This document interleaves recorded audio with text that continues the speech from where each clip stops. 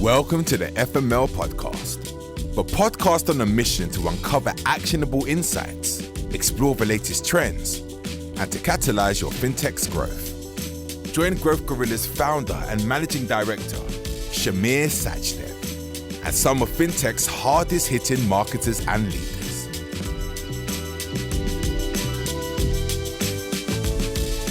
Welcome everyone to today's episode of the FML podcast. We're joined by Alex Latham, co-founder and CMO for Chip.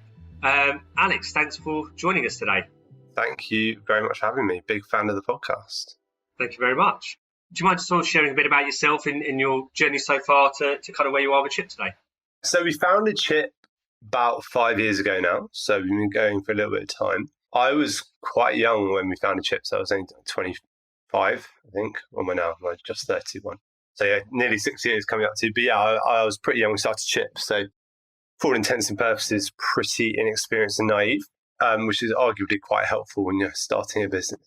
But before Chip, I did a few kind of different marketing, freelance techie startup roles. And then I basically, I think this is documented somewhere, but basically I wanted to set up a marketing agency. And I met Simon. And instead of, I basically tried to flog the idea of this agency to Simon, pretending that our marketing agency was far more advanced than we were. And Simon, who's my co-founder at Chip, and at the time was just him at Chip, basically said to me, listen, Alex, I love the idea of this.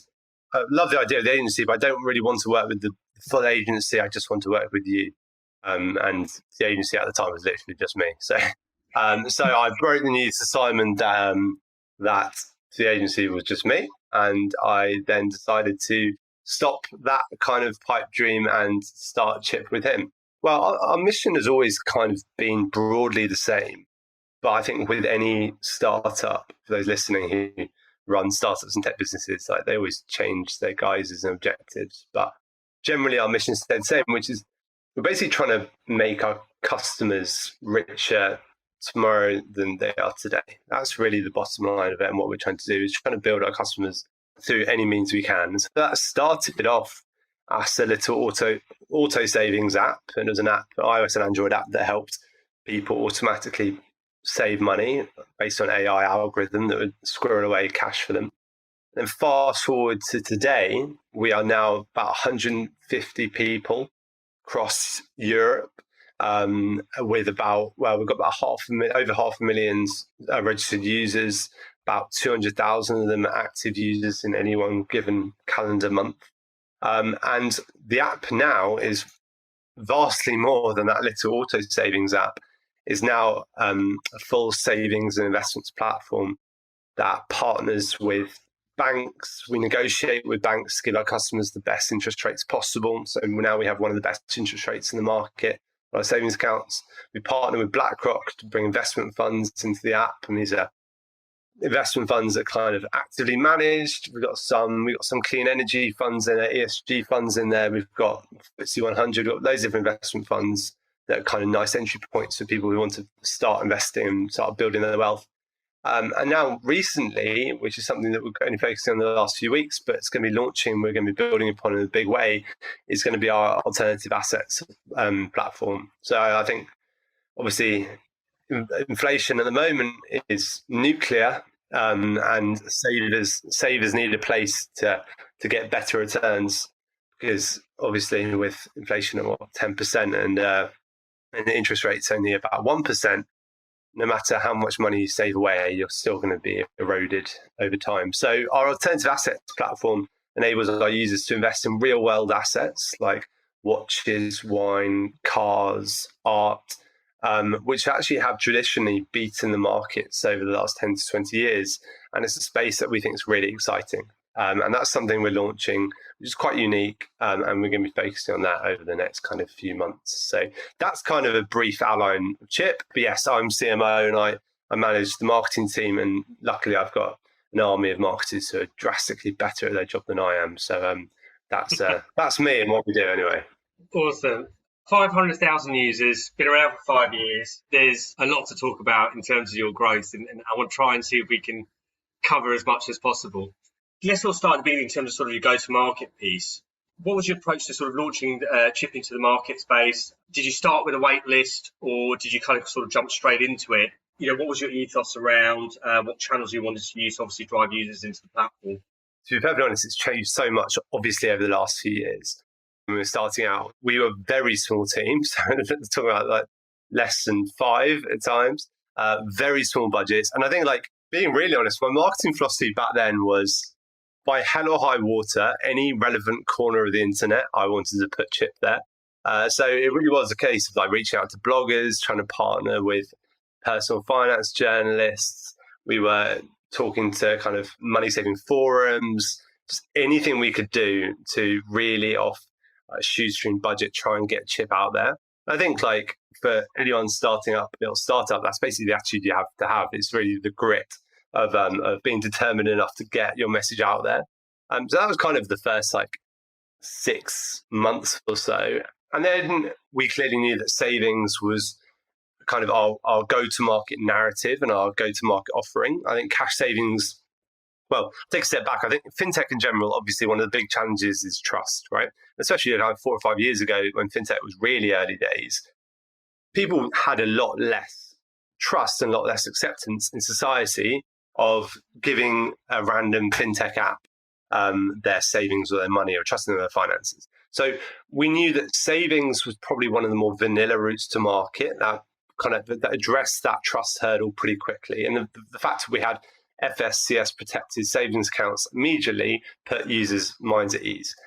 So that was kind of initially our go-to-market strategy and the logic behind that. And we really competed, well, I like to call it jobs to be done marketing, right? Which is probably the incorrect use of the term. But basically, I had the kind of the philosophy and built a strategy around the idea that what does a normal person do when they want to look for the best savings account or the best savings options, right?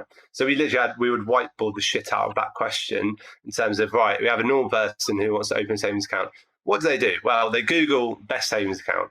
Okay, what are the search results for the best savings accounts? There's like Money Saving Expert, there's Money Supermarket, yeah, all of those. And we really built out this kind of strategy around that kind of jobs to be done. How would a normal person approach wanting a better cash savings offering?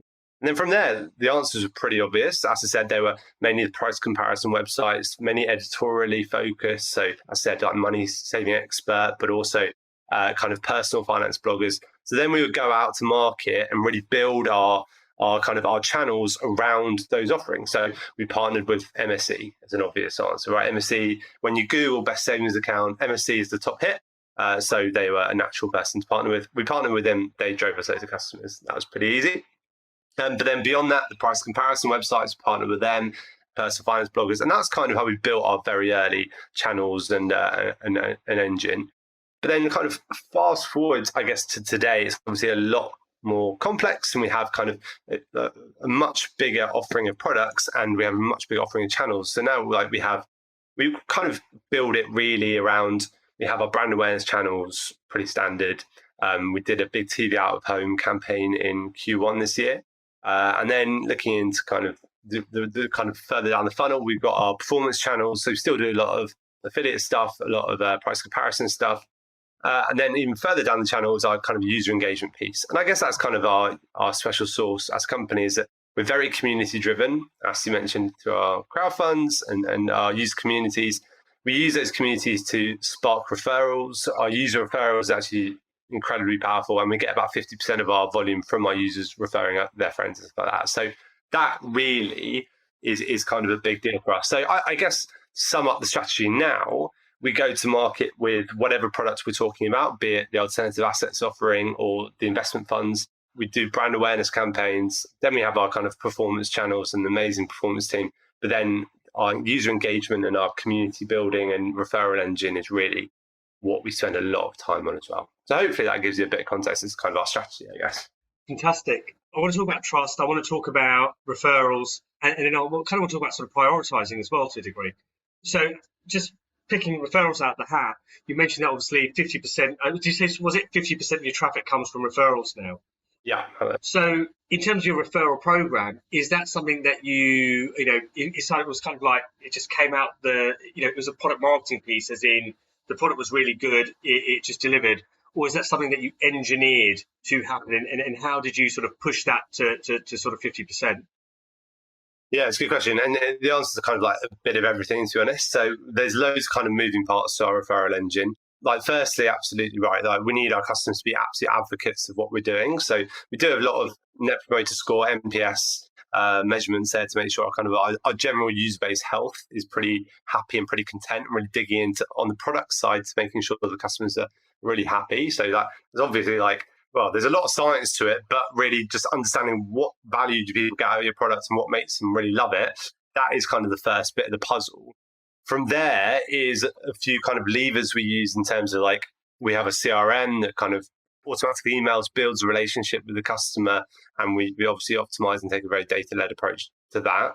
Then on top of that, we've got the communities. So we've got community managers, we've got shareholders, we've got about 30,000 people now signed up to different community mailing lists and forums and stuff. And from our crowdfund data as well, we've seen that once someone is a crowdfund shareholder, they're about 400% more likely to refer a friend than someone who isn't. So again, crowdfunding is actually built into our marketing toolbox. It really is one of those tools we use to engage and activate our users, to turn them into champion users and turn them into referrers. So that's kind of, I guess, the user engagement piece. And then on the product side, we do have a user referral mechanism, and we are constantly optimizing and learning from that.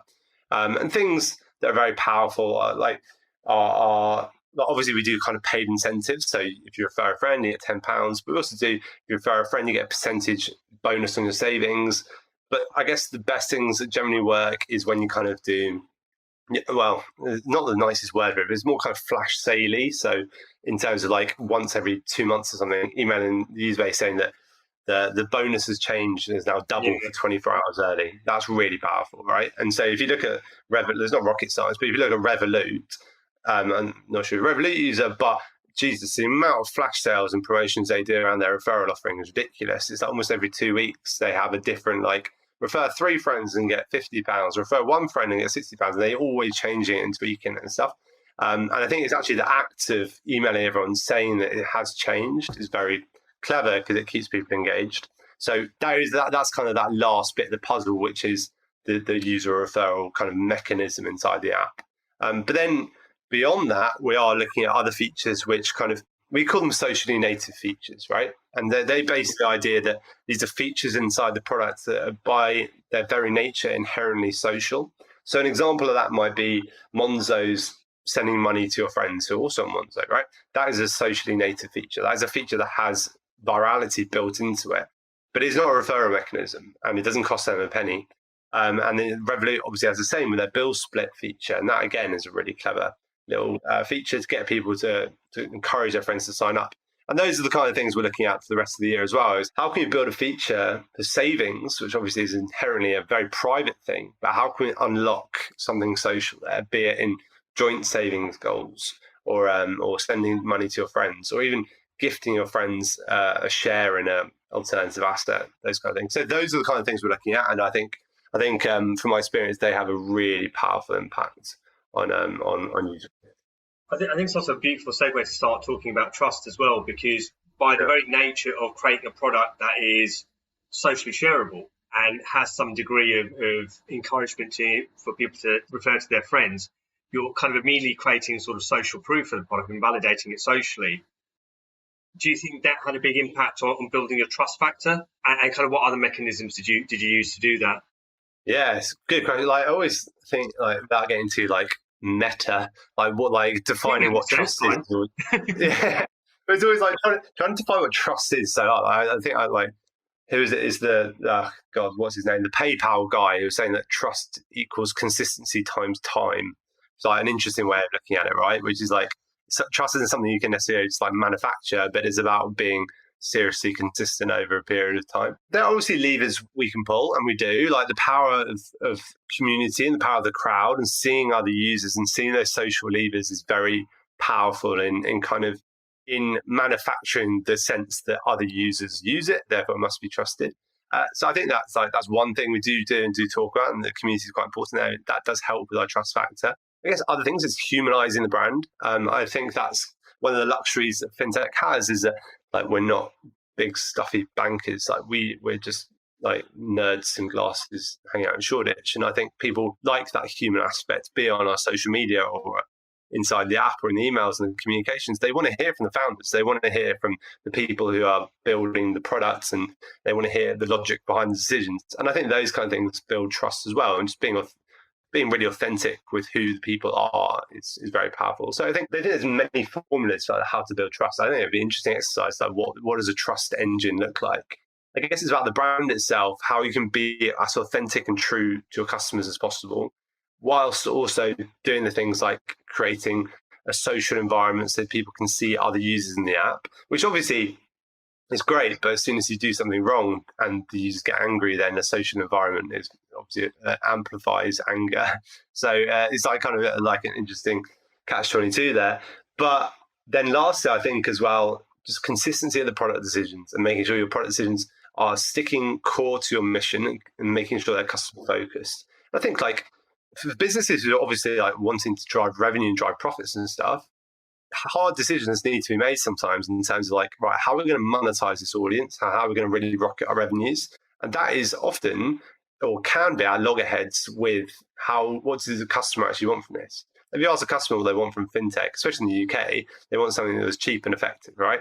But sometimes something that's cheap and effective isn't necessarily possible. So sometimes you need to have that hard conversation about charging and fees and stuff like that, which is very difficult. And then sometimes that does erode trust. But again, it's about how authentic and honest you can be. So yeah, I guess I'm kind of like waffling on a bit, but I think it is an ongoing journey to discover and build trust with your customer base. There's no right or wrong answers. And I think fintechs have done it in very different ways. But I think that authenticity and being true to what you're trying to achieve is just key over a consistent period of time. I think that's a beautiful description of trust. I think so. Naturally, I think it's that consistency piece. I mean, you can artificially create it by constantly sort of putting ads in front of people and driving that awareness. But I think that's not the same as trust, is it? At the end of the day, that's just driving that brand awareness. It's then seeing through on that promise that you're creating and that authenticity piece that you mentioned. So going into one of the other bits that you mentioned was a user that came in via crowdfunding was 400% more likely to refer someone in. Again, a beautiful segue into sort of talking about your sort of crowdfunding journey and your money raising journey. The stat is that you're the biggest crowdfunded business in the UK and Europe, perhaps, and that you have over 11,000 investors now.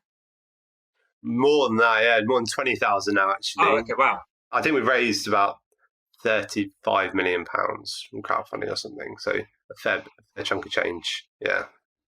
So kind of starting off with the sort of initial first sort of fundraisers, was that purely to sort of bring in capital, or was that a brand awareness piece as well, or was it just happened to be both so you took advantage? I think we've done about 7 or 8 crowdfunds now, so it's quite a few. And I think the first was, 2018, being in 2018 was our first ever one. First ever one was no being around the bush. It was a fundraising exercise, right? It was very much a fundraising exercise. Like, we had no idea if it was going to work or not. I think it was super nervous at the time. We ended up raising like £1 million, and we were all delighted. The company was very, very small back then, and I think our vision was slightly different for where we wanted to take Chip.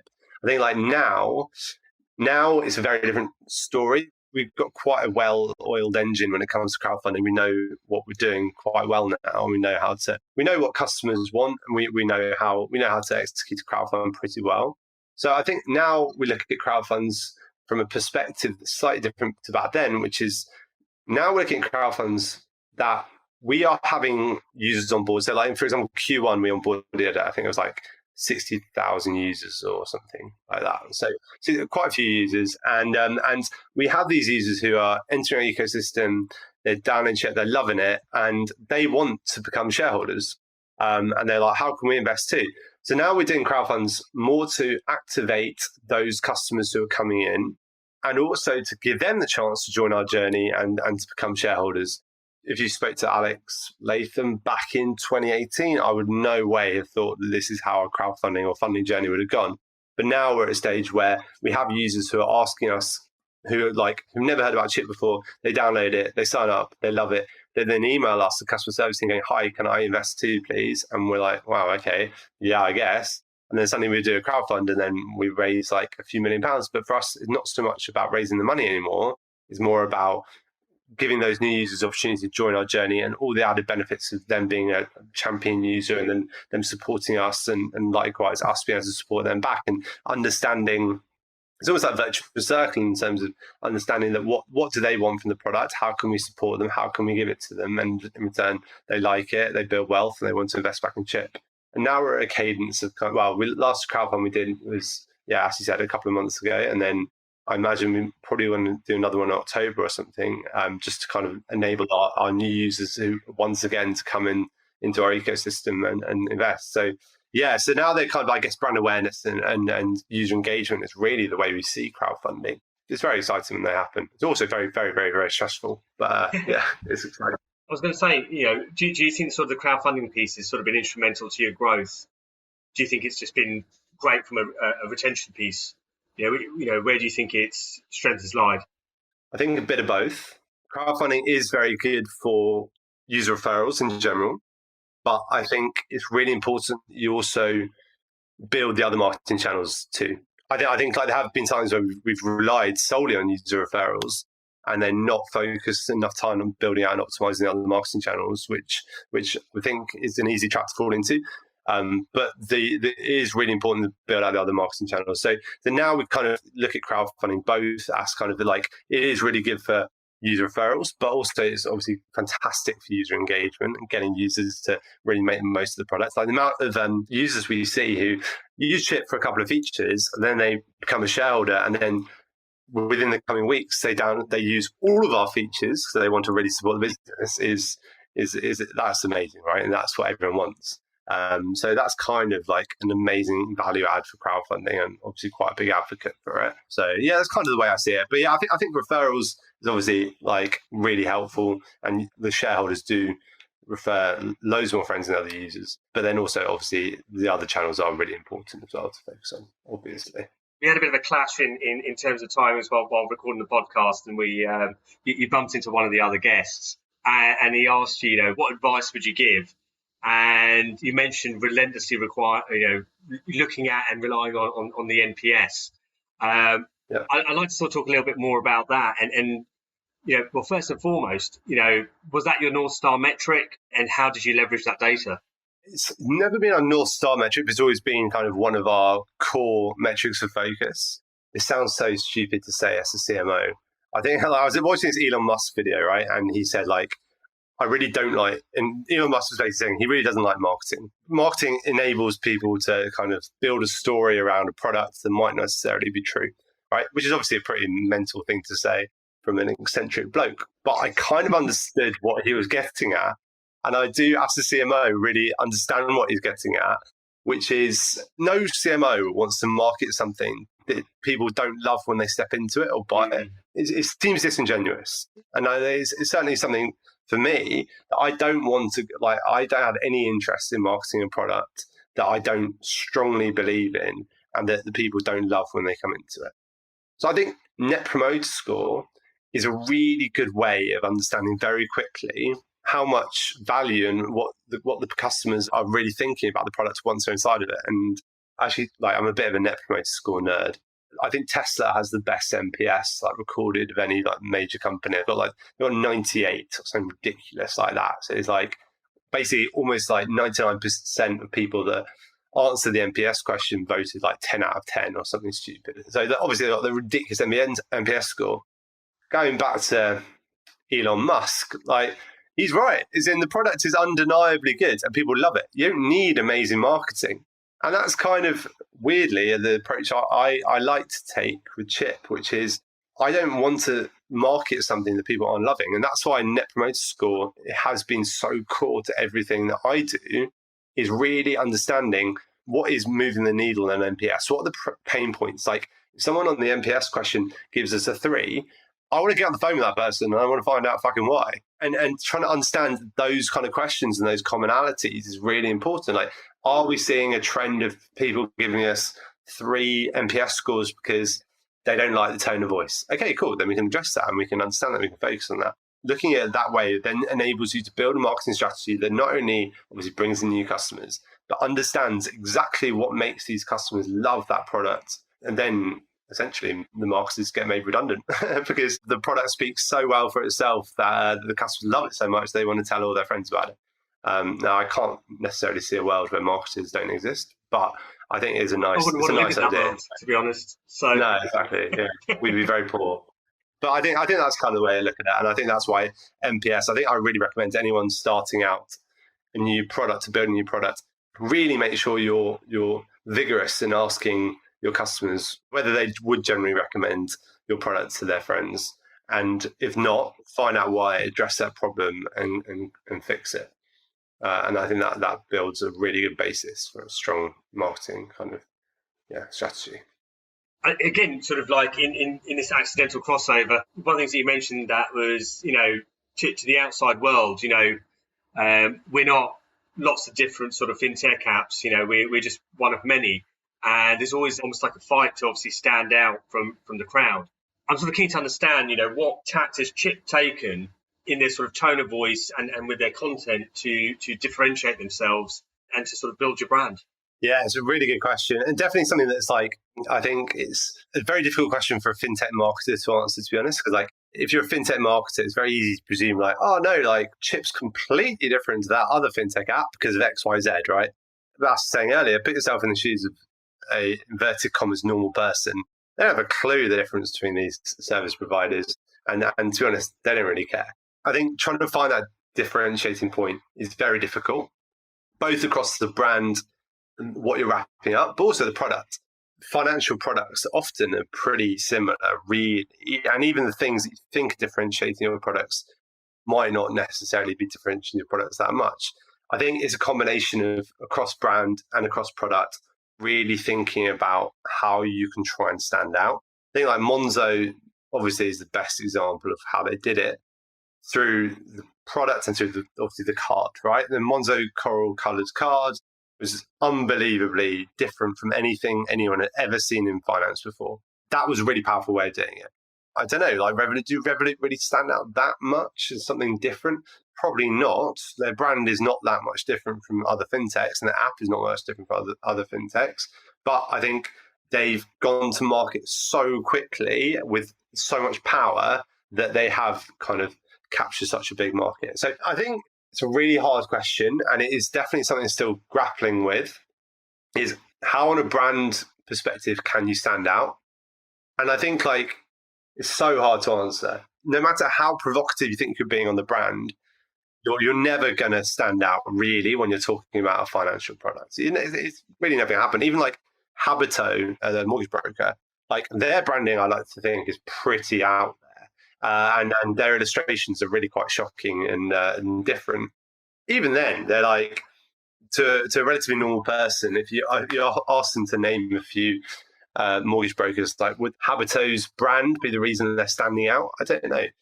So I think it's tricky. I think from our perspective, the way I see it is we've gone to market with savings, which is probably something that is a little bit different from an other fintech's kind of tact. For example, there aren't really many fintechs that go straight to market with savings. I like to think that we've kind of gone for something that is relatively uncompeted upon. And then on the product side, I think it's about constantly developing your offering as quickly as possible so that you're speaking to users and you're understanding what value they want and how you can enhance that value. And I think that's really hard to do as well, obviously. But I think if you really want to stand out, it's about offering as many products and services as you can so that you are always making noise, always creating a bit of buzz with the new features you're launching. Because then you're undeniable, right? You're impossible to ignore when you're constantly launching features left, right, and centre. That's probably what Revolut did really well. They're just constantly launching features, and it's impossible to ignore them. From anyone's perspective, it's impossible to ignore an app that suddenly they're doing crypto, suddenly they're doing stock trading, suddenly doing this, suddenly doing that. I think that was really powerful. So I think there's a combination of the two to stand out in a really kind of complicated and competitive market.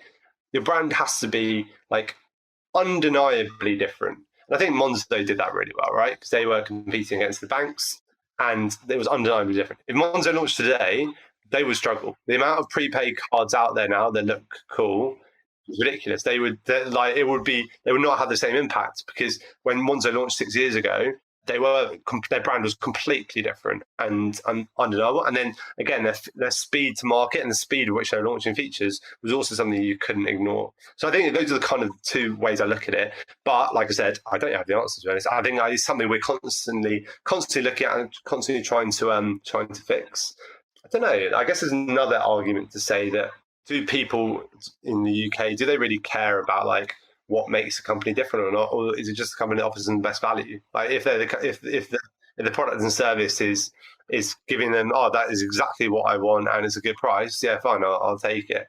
That is probably something that's worth considering. But yeah, I mean, that's hugely prevalent in financial services, though, isn't it? I mean, otherwise, and you can see that from the routes to acquisition of customer. Platforms like Money Saving Expert and the aggregator sites and the money.co.uk. I mean, they've literally built businesses around the fact of offering, the cheapest option or the best value option. And there's always going to be a group of individuals that are relatively promiscuous because they're not too worried about the brand and they're more worried about the bottom line, what savings rates they're getting. And I think, that's definitely an easy mistake to make in acquiring, and this is a mistake we've made in the past, acquiring like loads of customers by offering them like by far the best rates in the market or the cheapest price in the market. But then, and it's really amazing to suddenly see this huge influx of users. But then when you very quickly realize that the only reason they're using your product is because it's the cheapest or it's the best rate, and then you realize that being the cheapest and being the best rate might not say be sustainable, you suddenly realize that those users, they didn't love anything about your product. They just love the fact that they will get the best rate. And then, as you said, they will move. I think the UK is such an interesting market in finance, right? Where you do have that like 1% of people, not even 1%, it's like 0.1% of people who will go out there, shop around for the best deals, and really like they'll hop about all over the place.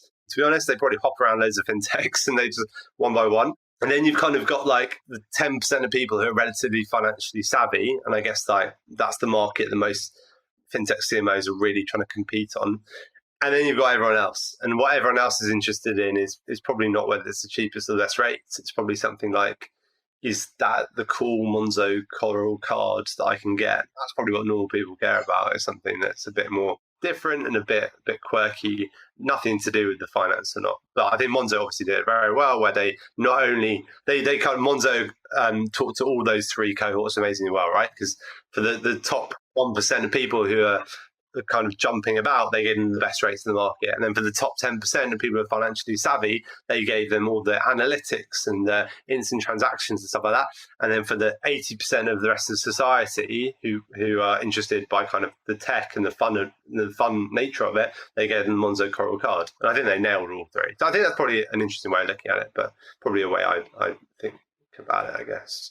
We talk about sort of standing out, and Patch already covered this, but what's your tack to stand out against the sort of more traditional savings and investment products? I mean, have you sort of tried to take that angle, or are you going for like more of an early adopter audience? So I think, and again, something we're still thinking about and trying to really nail. For us, I think on the savings side, I think the fact that we negotiate with the banks on behalf of the customer is something that's quite unique, and the customers seem to really like that idea, and that's something we lead on. So I think on the savings side, that's definitely like, we're not like Raisin and we're not like kind of like a normal bank. We literally have daily calls with our banking partners where we are fighting on behalf of our customers to get the best rates possible. I think the customers really like that. I think the investing side is really hard because it's obviously quite rightly so, it's very heavily regulated. So you've got to be quite careful what you say. And that does often lead to a very like homogenized narrative across all these fintech apps that offer the same stocks and shares ISAs, right? Like it's very hard to strike a different tone of voice to stocks and shares ISA when you're literally not allowed to say something different. So I think that's an interesting challenge.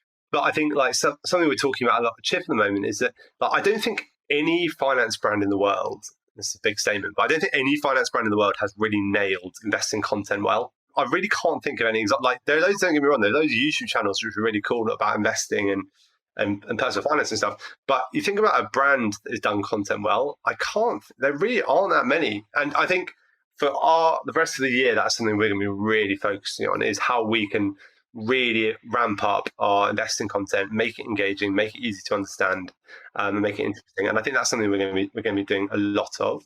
And like we're going to be working with BlackRock very closely to make that happen as well. And then lastly is our alternative asset offering. And I think that's something that I'm obviously really excited about, because it's something that, well, it's something very different. Like asking people to invest in own shares in a Ferrari is pretty different and out there. It's definitely different from only putting your money into a savings account. But also it's very visual, obviously. Like selling a share of a Ferrari is very different from selling a savings account. And like Ferrari is a lot prettier than a savings account. So I think the content we're going to be able to make around alternative assets is going to be something that's going to be really interesting. And we're lining up loads of experts to talk to alternative assets. We're going to have a team flying out to France, talking to the guys who run the vineyards, talking about the wine and the luxury wine and stuff like that. So I think there's going to be loads of really cool content around there. So the content piece is really interesting. I don't think anyone's done it well, but yeah, I'm pretty determined to be the best content team in finance. But yeah, but it's interesting. I honestly don't know why the companies with all these massive budgets don't have an amazing content army. Like you look at, I don't know, CarWow, the car website, but their YouTube channel is like 5 million subscribers. They're pumping out videos of cars every single day, and those videos are amazing. They're simple. It's easy to understand.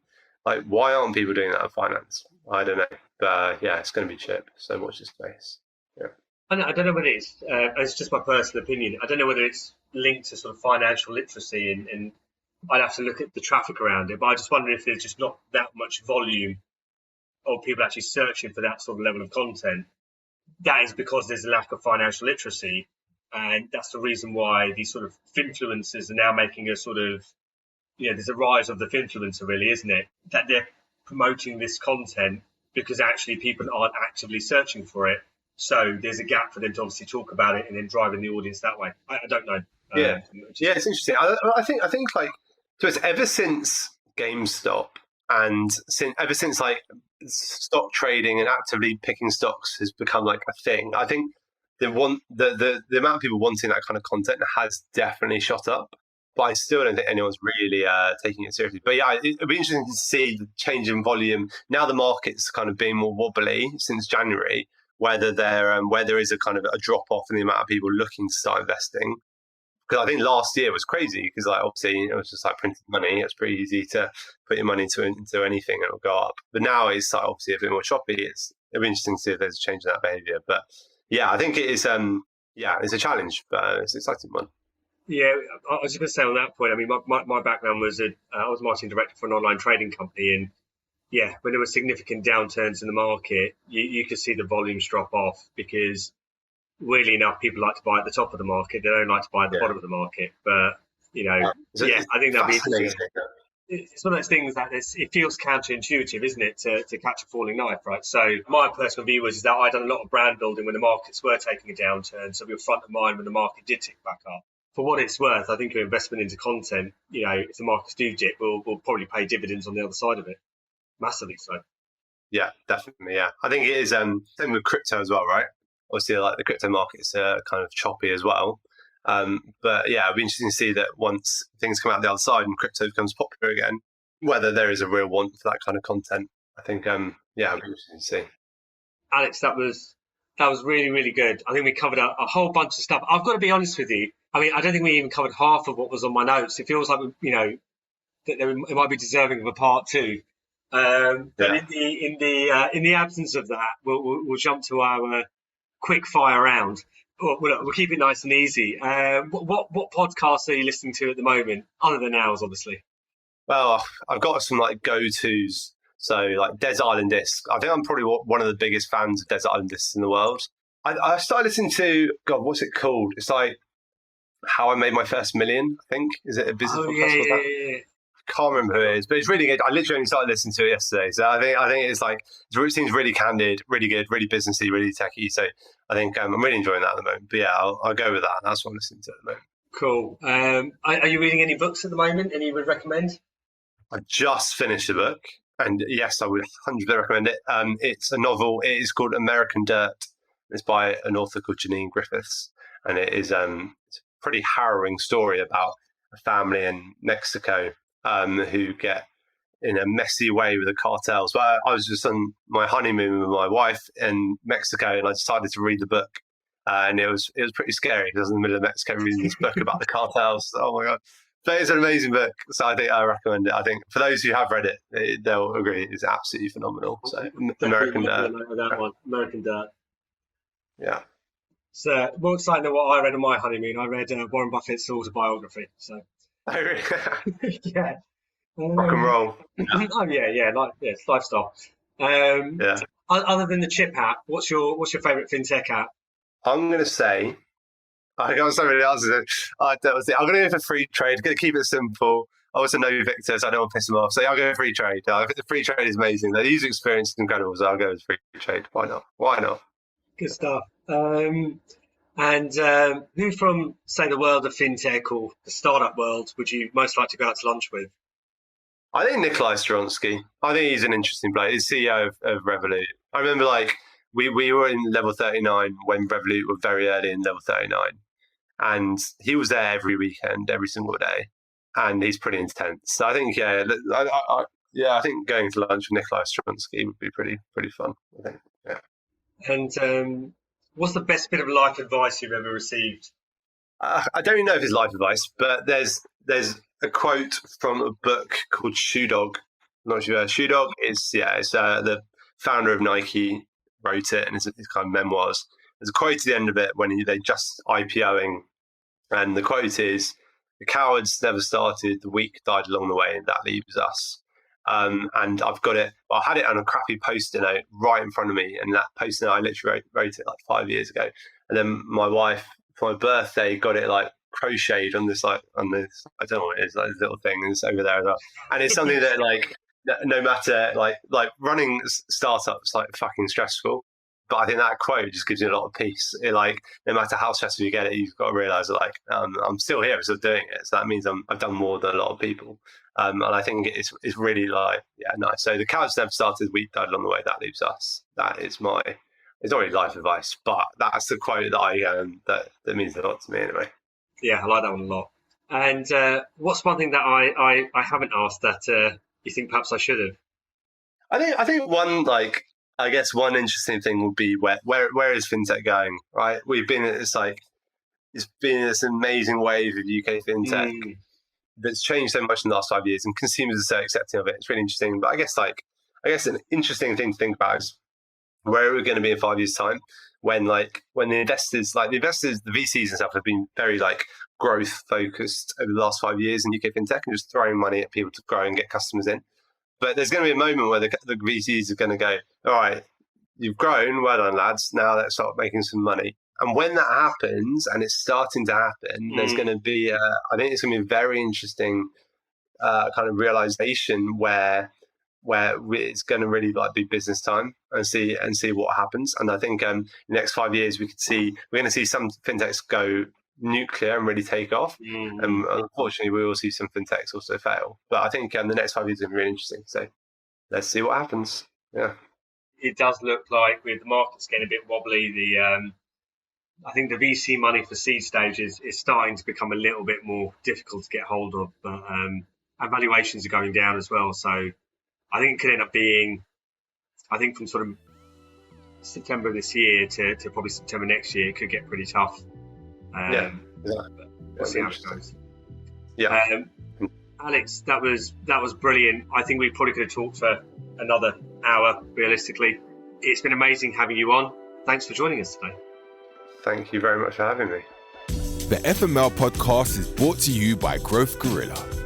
To find out how our marketing growth experts can boost your fintech's growth, head to growthgorilla.co.uk. And make sure to search for the FML podcast in Apple Podcasts, Spotify, or anywhere else podcasts are found.